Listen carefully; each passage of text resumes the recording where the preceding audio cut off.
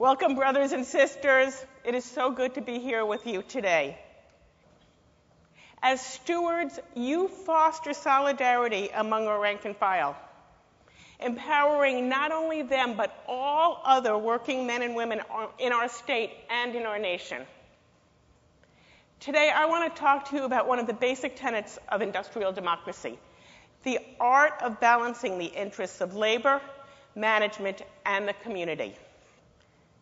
Striking this balance, organized labor has promoted our nation's prosperity by building the engine of our economy. Middle-class jobs, middle-class opportunity, the middle-class values that level the playing field so that an individual's ingenuity and hard work can lead to his or her success. In the 1950s and 60s, when private sector unionism attained its greatest presence in this country, what some historians refer to as the golden age of the American middle class, it wasn't just union members and unionized employers who benefited. All employees in heavily unionized sectors of the workforce enjoyed higher wages, and all employers enjoyed the corresponding higher productivity of fairly compensated workers. After World War II ended, and before the golden age of the middle class, President Harry Truman addressed Congress to present his program for the conversion from a wartime economy to a peacetime economy. This program included the President's Economic Bill of Rights. These were rights he said were self-evident, rights that he said no American should be without. The right of every American to adequate medical care and the opportunity to achieve and enjoy good health.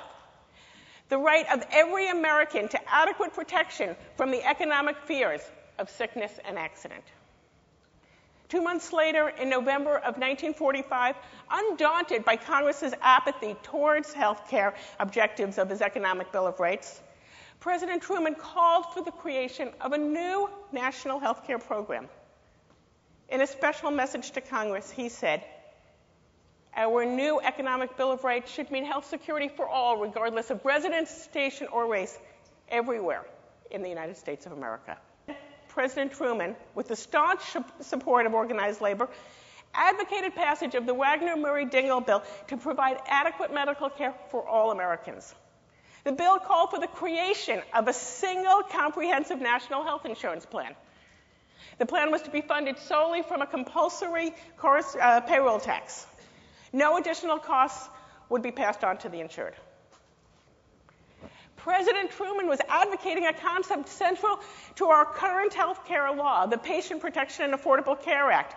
The cost of medical care can be lowered by spreading the risk.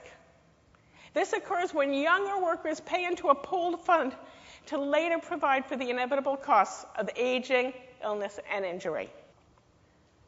Unfortunately, the Economic Bill of Rights was scuttled by the same regressive Congress, supported by powerful anti-union special interests that gave us right-to-work laws. As these unorganized sectors developed and bad faith bargaining tactics spread, labor found itself at an increasing disadvantage, handicapped by the limitations imposed upon organizing and striking by the anti-union Taft-Hartley Act and the continued failure of Congress to pass labor law reform.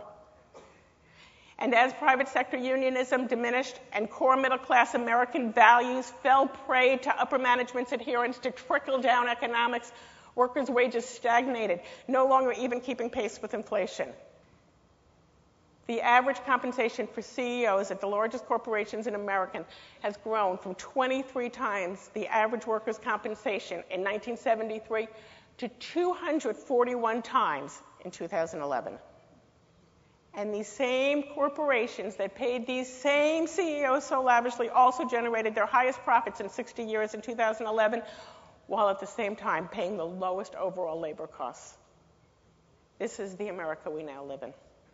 Our sisters and brothers need our help, and we will be asking everyone in this room to volunteer a few hours to help us as we occupy Rite Aid parking lots and ask customers to help us send a message to upper management.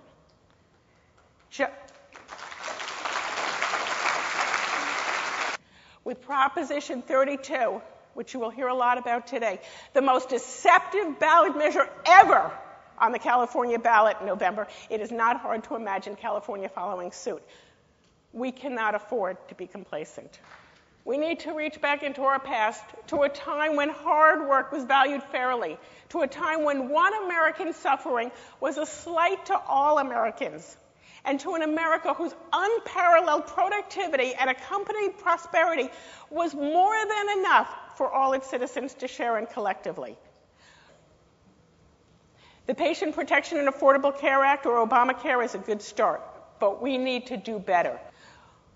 We need to again become a movement able to balance the interests of all despite the greed of a few. And in so doing, we grow our country's middle. We need to do this today. We cannot lose sight of it tomorrow. I am so proud to stand with everyone in this room as together we fight to restore dignity and middle-class values for all. Thank you very much. Enjoy your day.